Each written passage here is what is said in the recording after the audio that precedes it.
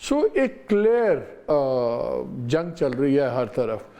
फिर उस पर ख्वाजा साहब ने कल एक इंटरव्यू में एक और किस्सा सुना के और एक एंगल खोल दिया जब उन्होंने कहा कि फ़ाइज़ ईसा साहब को हम मिले और जनरल बाजवा जनरल फैज़ हमीद को और जनरल बाजवा के ससुर के घर में, और वहाँ पे हमने इनको कह दिया हम उनको एक्सटेंशन दे रहे हैं सब कुछ, और उन्होंने आगे से बताया कि ठीक है आप जून 2019 में गवर्नमेंट ले पंजाब की, दिसंबर में सेंटर की तैयारी करें, और द होल थिंग और एक नई बहस छिड़ गई है।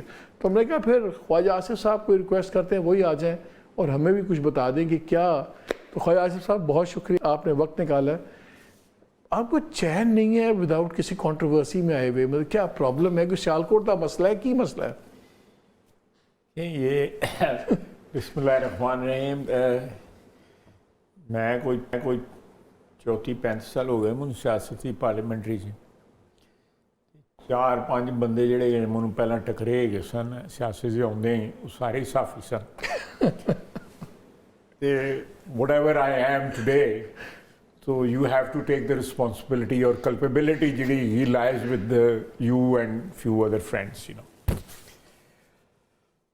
लेकिन coming back to what you said, सबसे पहले तो आपने जो बात की है, देखें हमें लंदन बुलाया गया और उसमें एक फ़ैसला हुआ जो सबको पता है। फ़ैसला हुआ कि जी जनरल बाजवा साहब की एक्सटेंशन पे वोट देना, और उसमें बड़ी क्लियर कट इंस्ट्रक्शंस थी कि उसमें हम कोई सौदेबाजी नहीं कर रहे and we are not asking anything in return. ये नवाज शरीफ साहब ने बुलाया आपको लंदन? नहीं, शहबाज शरीफ साहब ने बुलाया था। ओके। और शहबाज शरीफ साहब के साथ एक लंबी मीटिंग हुई और उसके बाद जो है हम बड़े मियाँ साहब को मिलने गए।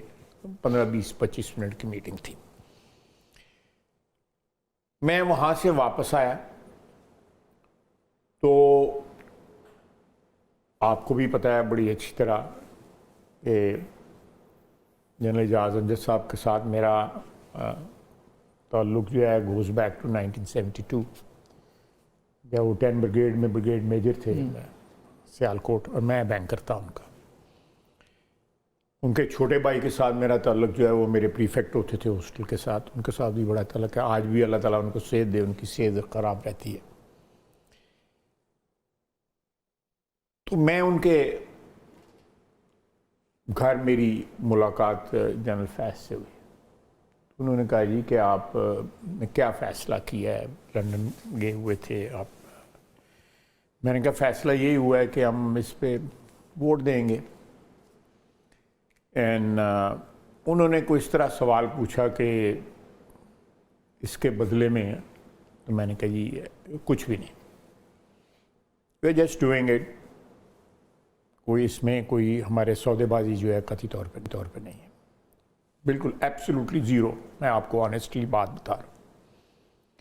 उन्होंने कहा चलें आपने जो नहीं कोई इन रिटर्न मांगना तो अलग बात है, लेकिन हम आपको जून तक जो है ना पंजाब में, because we have had enough of him, Punjab जो है जून में और by end of this year federal government में भी हम इसको फ़र्क कर देंगे। इतनी बात हुई है, नथिंग मोर नथिंग लेस।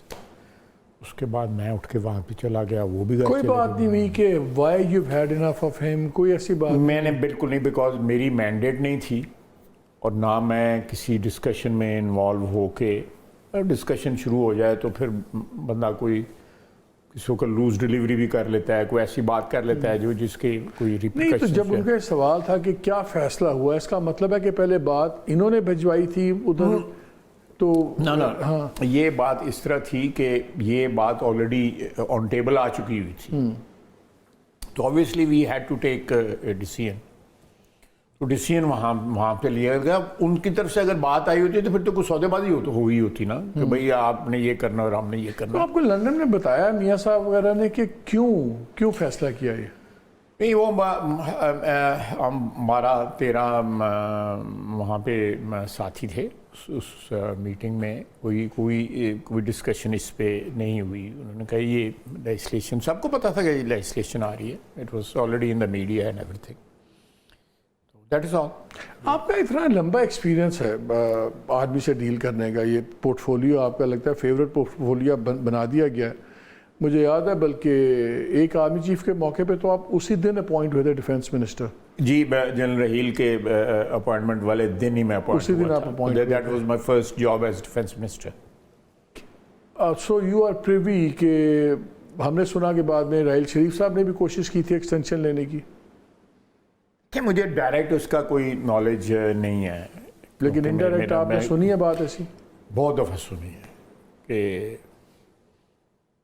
लेकिन जो हालात जिस तरह वो स्मूथली जनरल रहील साहब की एग्ज़िट हो गई, उसके बाद नए आर्मी चीफ जनरल बाजवा आ गए, तो मेरा ख्याल है कि वो कोई इतना टर्बुलेंट वो ट्रांजैक्शन नहीं थी जितनी टर्बुलेंट मेरी इत्तला ये है कि जब राहिल शरीफ साहब सऊदी अरेबिया गए हैं तो जो बाद में उनके सक्सेसर आए मिलिट्री क़यादत में, वो इसके हक में नहीं थे कि पाकिस्तान का एक्स आर्मी चीफ जाके सऊदी अरेबिया में सर्व करे। Is that true?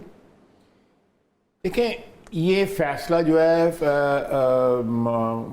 जो इस वक्त क्राउन प्रिंस हैं, रॉयल हाइनेस प्रिंस मोहम्मद बिन सलमान जो हैं, उनमें और बड़े मियाँ साहब में ये फैसला हुआ था कि जनरल रहील जो हैं वो वहाँ पे सर्व करेंगे आफ्टर हिज रिटायरमेंट जो है। और उस दौरान मैं कोई 5-6 महीने के जो था एक दौरानिया, उसमें मैं 2-3 दफ़ा तीन दफ़ा वहाँ पे गया, और ये अंडरस्टैंडिंग थी जो मियां नवाज शरीफ साहब ने ऑनर की उस अंडरस्टैंडिंग को जो है। ऑन अ लाइटर नोट, सुना है एक बारी आपको कोई तोहफे में जहाज़ भी ऑफर हुआ था? उन्हें ये मुझे ये डिफेंस मिनिस्ट्री का बंदा बता रहा था कि बड़े मेहरबान हुए, उन्होंने कहा ये ले डिफेंस मिनिस्टर मेरी औकात है नहीं। मेरा ख्याल है सुना जवाब आपने ये दिया था मेरी औकात नहीं है कोई। अच्छा ये बताएं, ये मुझे बताएं कि you have been a witness to history and all that, तो क्या अब ये आर्मी चीफ के एक्सटेंशन का दौर ख़त्म हो गया है कि अभी मुस्तकबिल में भी हो सकती हैं? जी देखें, ये मैं कोई इस सिलसिले में एक्सटेंशन तो एक हमने दी जिस तरह मैंने अभी इसको बताया, लेकिन मेरा अपना ख्याल है कि क्या कहते हैं, will not just yet arrived at the river bank. तो मेरा कोई भी कमेंट जो है, जो किताबों में लिखा हुआ था वो आपके भी सामने है, मेरे भी सामने है, लेकिन मैं उस पर मेरा ख्याल है कि कोई ऐसी छोटा मोटा भी कमेंट दे के एक नई कंट्रोवर्सी जो है पॉलिटिकल अरीना में स्टार्ट हो जाएगी।